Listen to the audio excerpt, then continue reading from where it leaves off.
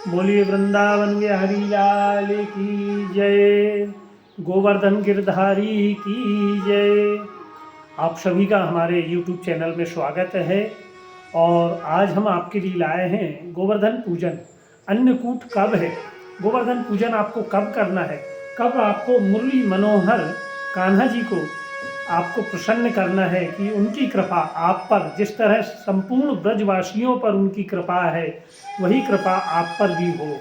और देखा जाए तो आप सभी को मालूम है कि कार्तिक मास शुक्ल पक्ष एकम तिथि को, दीपावली के दूसरे दिन प्रतिपदा तिथि में अन्नकूट गोवर्धन पूजन हम बड़े मन भाव से हमारे आंगन में गाय के गोबर का गोवर्धन पर्वत बनाकर वहाँ कान्हा जी के निमित्त बड़े मन भाव से गोवर्धन पूजन अर्चन करते हैं। यही व्रत का मुहूर्त तिथि और व्रत कथा, बड़ी सुंदर कथा है, इसे आप श्रवण करें। आप पर श्री कान्हा जी की कृपा बनी रहे। 13 तारीख सोमवार को सोमवती अमावस्या है और अमावस्या तिथि दोपहर 2:12 तक यह समाप्त हो जाएगी। तत्पश्चात एकम तिथि आरंभ हो जाएगी प्रतिपदा, कब, सोमवार को। और 14 तारीख को 2:36 तक यह एकम तिथि रहेगी, मंगलवार को।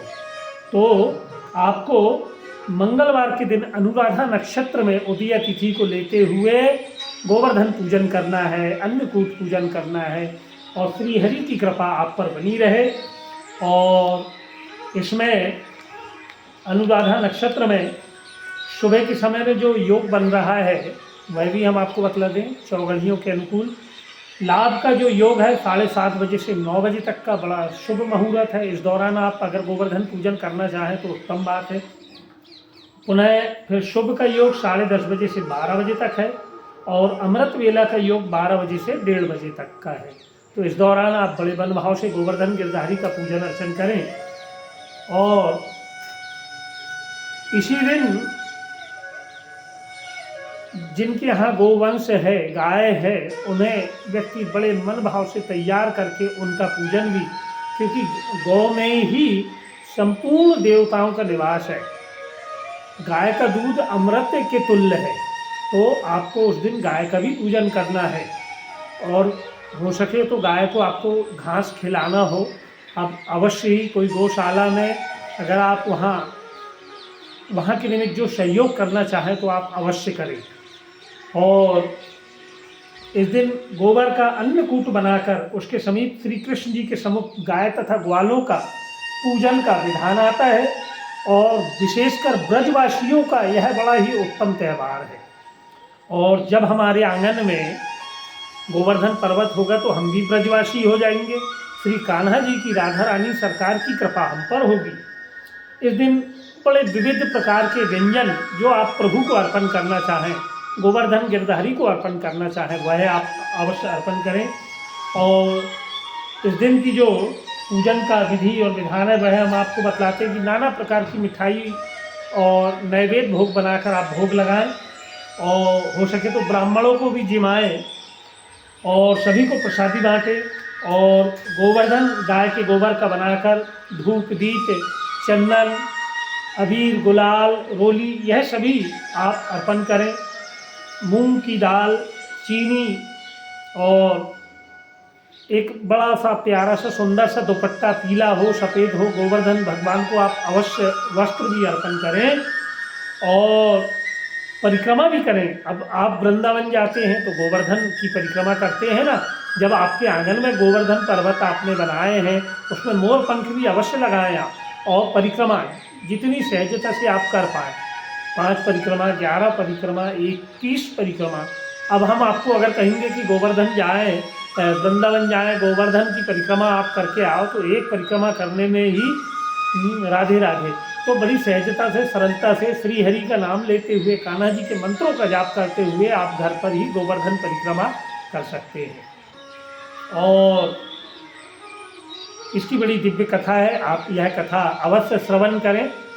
और एक दिन भगवान कृष्ण ने देखा कि पूरे ब्रज में तरह तरह के मिष्ठान पकवान बनाए जा रहे हैं, बड़ा दिव्य आयोजन की तैयारी हो रही है।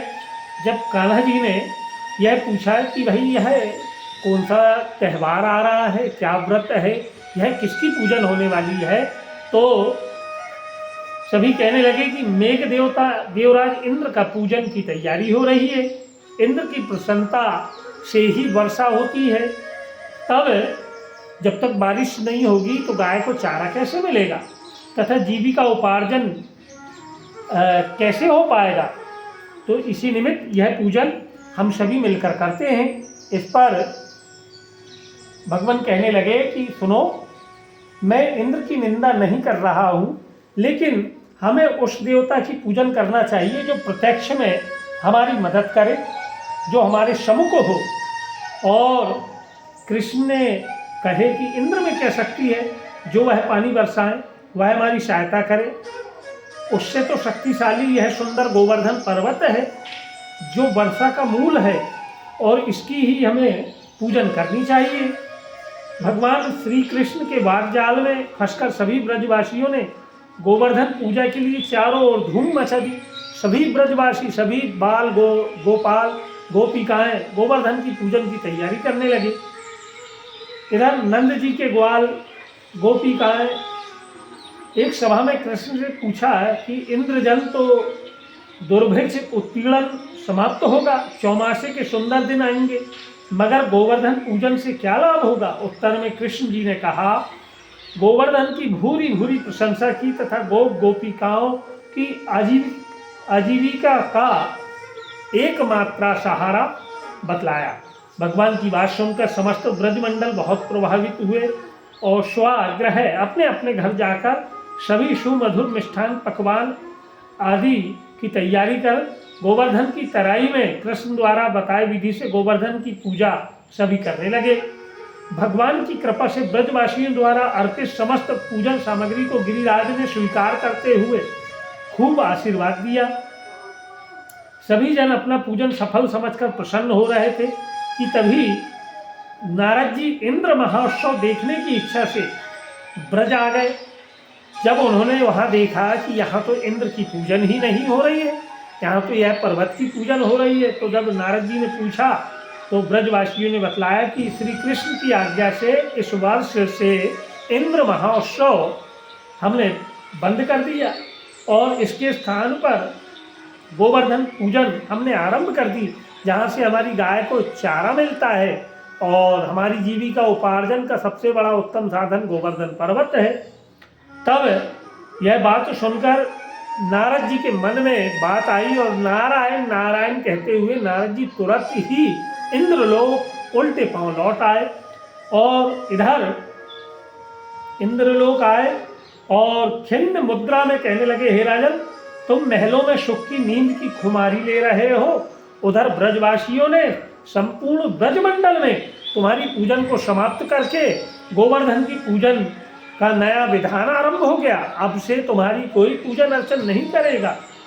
इससे इंद्र ने अपनी मानहानि समझकर तुरंत ही मेघों को आज्ञा दी कि गोकुल में जाकर प्रलयकारी मूसलाधार बारिश करे, जिससे संपूर्ण गोकुल गोवर्धन पर्वत सब कुछ तहस नहस हो जाए। उन्हें इंद्र की शक्ति का एहसास होना अनिवार्य है। ऐसा कहकर जब प्रलयकारी बादल वज्र पर घनघोर वर्षा करने के लिए आ गए और उमड़ पड़े, भयानक वर्षा देखकर ब्रजमंडल घबरा गया।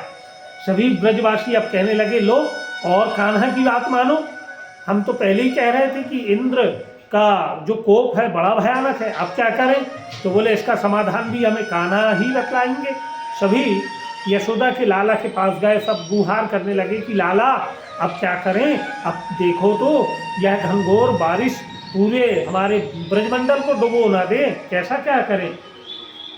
तब कान्हा जी ने सभी को सांत्वना देते हुए कहा कि तुम लोग अपनी संपूर्ण गौ परिवार सहित गोवर्धन की शरण में चलो।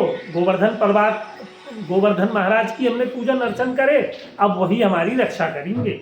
और ऐसा कहकर समस्त ग्वाल बाल गोवर्धन की तराई में जा पहुँचे। श्री कृष्ण भगवान ने गोवर्धन से प्रार्थना करी और अपनी कनिष्ठ उंगली में गोवर्धन पर्वत को उठा लिया। बोलिए गोवर्धन गिरधारी की जय। अब संपूर्ण ब्रजमंडल गोवर्धन पर्वत के नीचे आ गया। अब किसी को एक बूंद पानी नहीं लग रहा है, पूरी गाय सुरक्षित, पूरे ग्वाले सुरक्षित। सभी लोग कान्हा की जय जयकार करने लगे, गोवर्धन भगवान की जय जयकार करने लगे। माता यशोदा कहने लगी कि मेरे छोटे से लाला ने अपनी उंगली में गोवर्धन को उठाया है, आप लोग भी कुछ मदद करो। तो सभी ग्वाले अपनी लकड़ियों को लेकर भी उस पर्वत को टेका लगाने लगे। यह सब प्रभु की महिमा थी। इधर इंद्र ने बड़ी घनघोर बारिश 7 दिनों तक कराई। अब उसे लगा कि इस घनघोर बारिश में सब कुछ बह गया होगा। अब इधर 7 दिन तक गोपिकाएं उस गोवर्धन पर्वत की छाया में सुखपूर्वक रहे। भगवान की कृपा से उनको एक छींटा भी न लगा। इससे इंद्र को बड़ा आश्चर्य हुआ। तब भगवान की महिमा और श्री हरि के रूप को जानकर अपने गर्व अभिमान को नष्ट होकर समझकर इंद्र ब्रज में आया, प्रभु के चरणों को पकड़ लिया, क्षमा प्रार्थना करने लगा। तो भगवान कहने लगे मुझे हर चीज मंजूर है, लेकिन मैं अभिमान घमंड यह प्रभु कभी स्वीकार नहीं करते। भगवान जो है मन और भाव के भूखे हैं।